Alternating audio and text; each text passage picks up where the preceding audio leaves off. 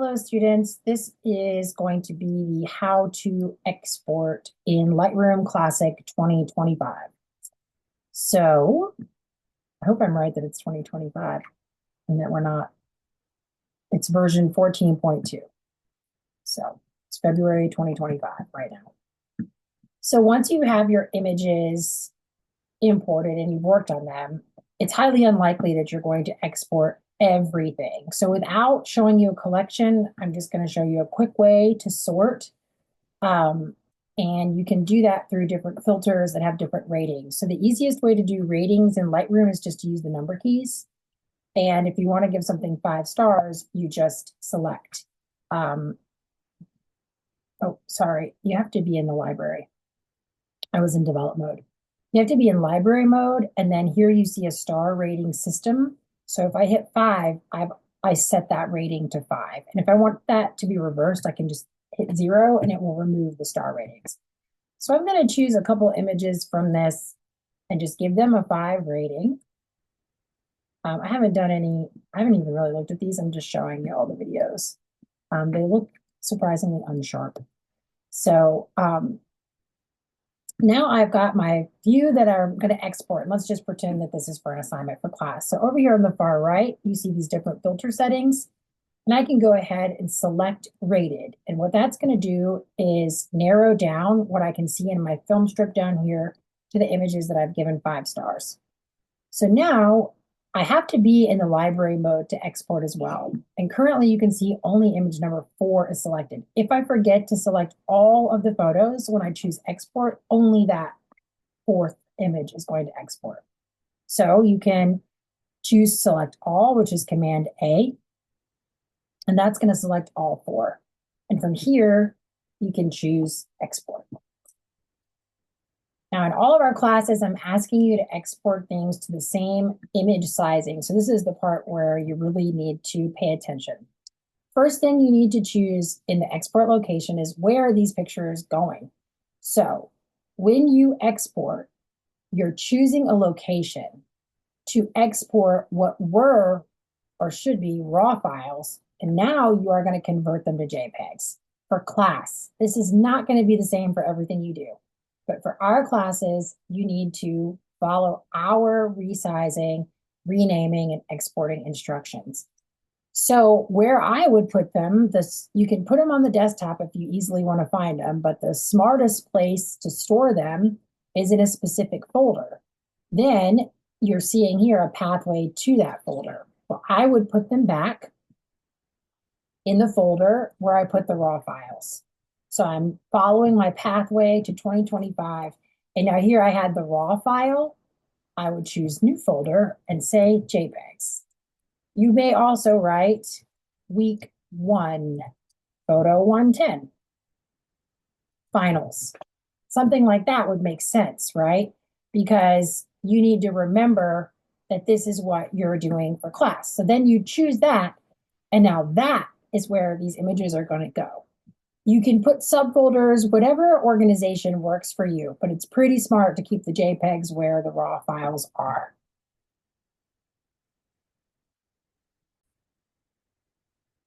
And now you're done. You chose where it should go. If you're ever kind of forgetting, just read each little option. Export location. You should think to yourself, okay, where are these going, right? So now we'll just close that up.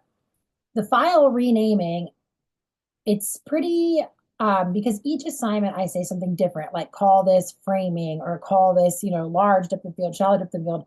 You really can't rename them here. So you don't need to do anything other than add your name. That way you don't have to add your name another time. So choose custom name plus original file number. That way you know what the original file is and add your name, your name. So I would do first initial, last name. Okay.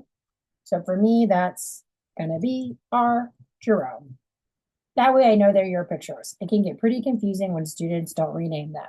So that's it for that one. You can close that up. We're not doing videos, so you can skip that. Under file settings, you want to make sure that you are submitting a JPEG. I don't want any of these other files, and I don't want the original. If you ever need to export an image with the changes you've made in Lightroom, but you want to keep it at its largest original file type size, then you choose original there. So that's how you keep it from being compressed. But we want to compress them when you're submitting them on the LMS. The quality you can leave at 100. Make sure that the limit file size is deselected. If this is ever selected, you're going to send me some really, really, really, really tiny file. And then the color space, excuse me, it's going to default to Adobe RGB 1998. Leave it there. That's what your camera is probably defaulted to as well. That's it for the file settings. Close that. You do not need to worry about content credentials, but you do need to worry about image sizing. So you will always select resize to fit.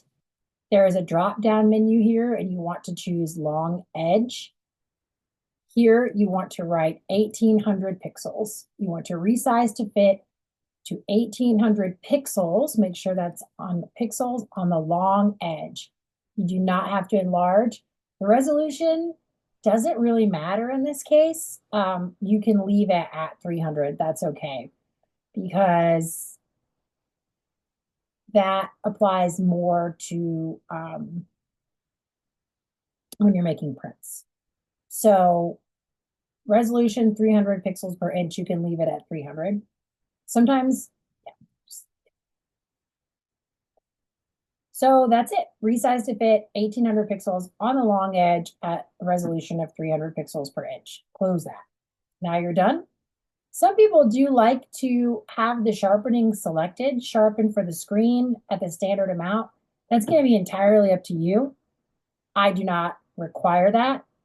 And you do not need to select anything under metadata, watermarking, or post-processing. From here, you've gone through each window. Sometimes it helps you to close them because that's kind of like checking off a to-do list. And then you choose export. There will be an activity bar here in the corner. Once that's fully disappeared, then you know the action is done. So now let's go back and find those pictures. That's the end of exporting. From this part, you would need to find these pictures because you're about to submit them to LMS. So let's just locate where they went. We put them in the source hard drive for me, all pictures. I'll do this in columns because I think that's a little easier to see. 2025, Evie Living Room, and then here it is, week 1, photo 110 finals, and then here's your JPEGs with your name. So if I specifically asked you to call one of these shallow depth of field and one of them greater depth of field, you would right click here and add that, like shallow DOF or something like that, because I need to know what each image, how it pertains to the assignment. So you just right click and rename from there, but always leave your first initial and last name in the file size. So that concludes how to export in Lightroom Classic.